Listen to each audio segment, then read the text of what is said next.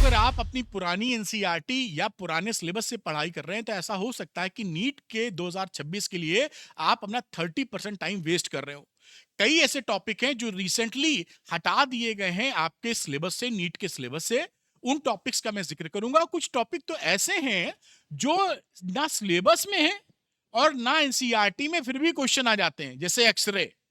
तो इस सारे टॉपिक्स के बारे में ध्यान से, फिजिक्स के टॉपिक के बारे में आप जान लीजिए, जैसे आप अपने को एफिशिएंट बना सकें और सही जगह समय लगाएं, जिससे आप औरों से आगे निकल सकें। आइए शुरू करते हैं। वीडियो अच्छा लगे तो अरविंद नीट चैनल को सब्सक्राइब करना मत भूलिएगा।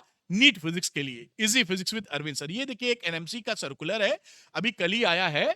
तो यहां पर आप देखें तो इन्होंने अपडेटेड सिलेबस की बात की नीट यूजी की 2026 की। ये आपने देख ही लिया होगा, ये जानकारी आपको मिली गई होगी।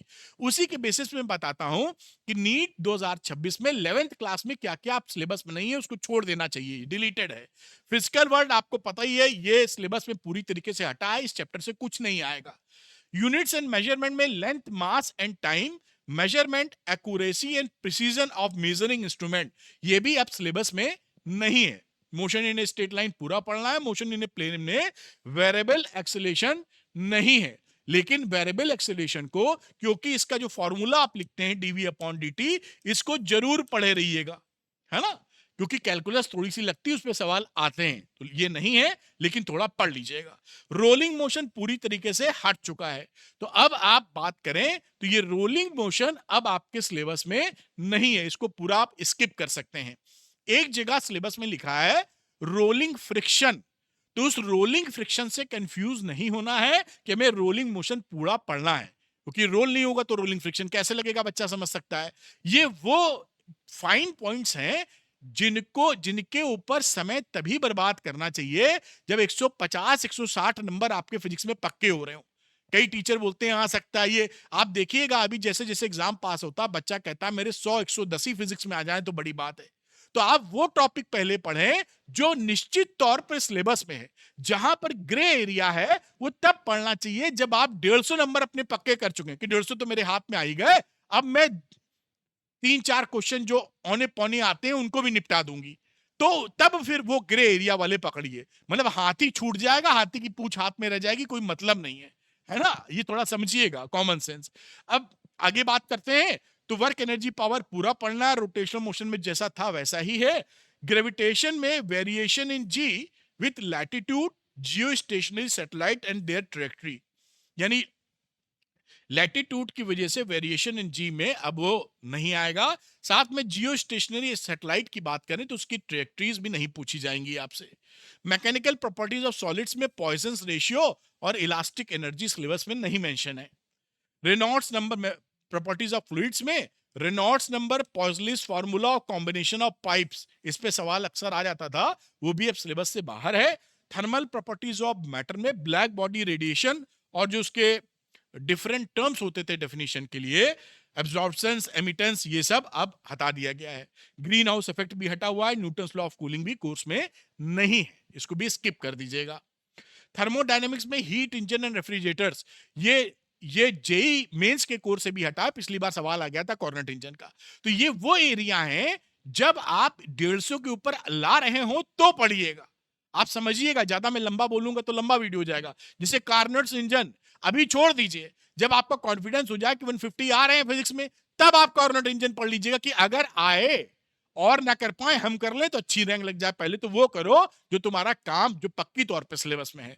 अच्छा, काइनेटिक थ्योरी में सब आएगा। ऑक्सीलेटर में compound pendulum, free force and direct oscillation course में नहीं है। और वेव्स के अंदर डॉपलर इफेक्ट, जिसपे एक सवाल आता ही आता था, रेजोनेंस ट्यूब, वो नहीं है। यानी डॉपलर इफेक्ट जो है वो आप पूरी तरीके से सिलेबस से बाहर है, इसको पढ़ने की कोई भी जरूरत नहीं है। अब मैं बात करता हूं 12th के फिजिक्स टॉपिक की नीट के लिए। तो यहां पर आप देखें तो इलेक्ट्रिक चार्जर एंड फील्ड्स में induction and earthing, electrical field due to non conducting sphere, ये कोर्स में आपके नहीं है। पोटेंशियल कैपेसिटेंस में मल्टी चार्ज सिस्टम, ये कोर्स में नहीं है, इसके बावजूद इसमें सवाल टपक सकता है। ये क्या लिखा है, इलेक्ट्रिक पोटेंशियल एनर्जी, ये ऐसा सवाल आता रहा है कि 3 चार्जर्स रखे हैं और यहां की इसकी पोटेंशियल एनर्जी सिस्टम की बताइए। लेकिन ये तब पढ़ना चाहिए जब 150 के आसपास पहुंच रहे हो। है ना, वरना तो इसको अभी ठंडे बस्ते में डालिए। Metal plate between parallel plate capacitor Wendy graph generator पूरी तरह हटा हुआ है। करंट इलेक्ट्रिसिटी की बात करें तो कार्बन रेजिस्टेंस 100% नहीं आएगा, साथ साथ पोटेंशियोमीटर भी कोर्स में नहीं है। चौथे chapter moving charges and magnetism की बात की जाए तो स्टर्ड एक्सपेरिमेंट, टॉयराइड या साइक्लोट्रॉन ये भी कोर्स में नहीं है। यहां तक कि जो मैग्नेटिक फील्ड है ड्यू टू फाइनाइट वायर, एक फॉर्मूला लगाते थे आप, अगर आप पहले ठीक से पढ़ रहे होंगे तो आप ऐसे फॉर्मूला लगाते थे एंगल एंगल वाला, वो नहीं है कोर्स में।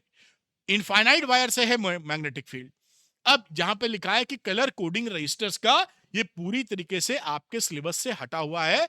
इसको वो पढ़ते थे ना निमोनिक बीबी रॉय वाला, तो ये अब आपको पढ़ने की आवश्यकता नहीं है। आगे पोटेंशियोमीटर भी पूरी तरीके से सिलेबस से बाहर है। मीटर ब्रिज आपके कोर्स में है, व्हीट स्टोन तो है ही है, मीटर ब्रिज आपके कोर्स में है, लेकिन पोटेंशियोमीटर आपके कोर्स में नहीं है।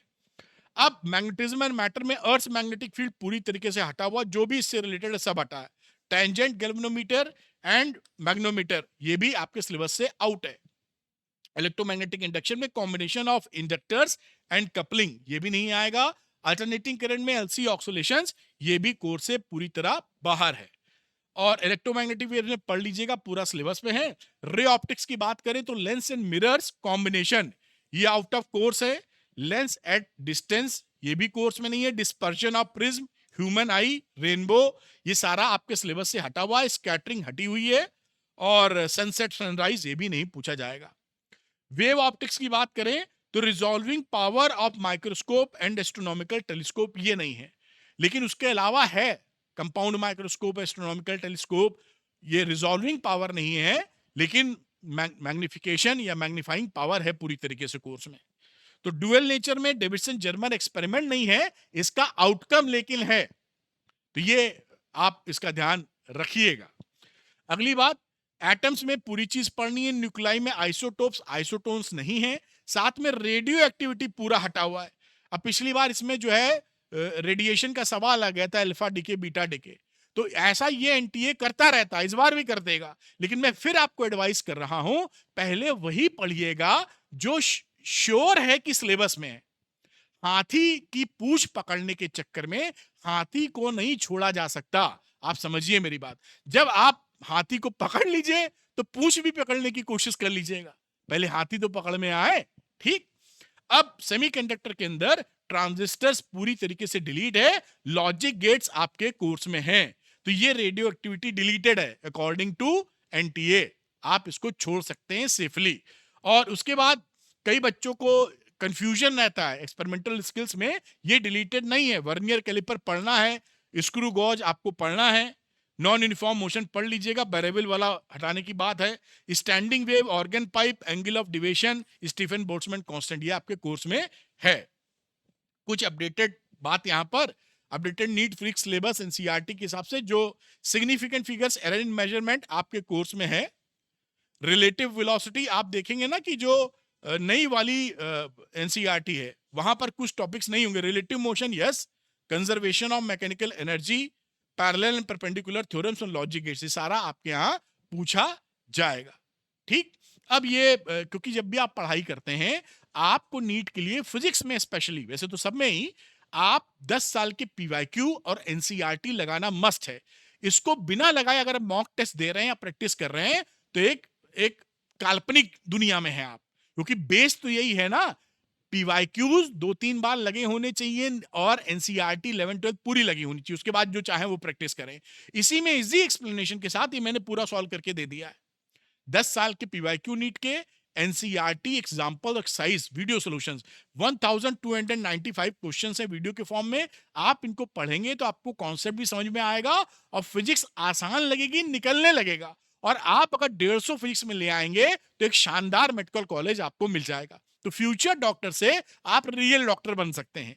तो ये जो बच्चे चाहते हैं नीट संपूर्ण लेना, वो अरविंद नीट ऐप को डाउनलोड कर लीजिए, लिंक डिस्क्रिप्शन में मिलेगा। उसके स्टोर सेक्शन में जाइए और यहां नीट संपूर्ण लेकर अपनी जर्नी को फ्यूचर डॉक्टर से रियल डॉक्टर में तब्दील कर दीजिए। Thank you very much, all the best. Arvind NEET channel को सब्सक्राइब करना मत भूलिएगा। गॉड ब्लेस यू बेटा, बाय।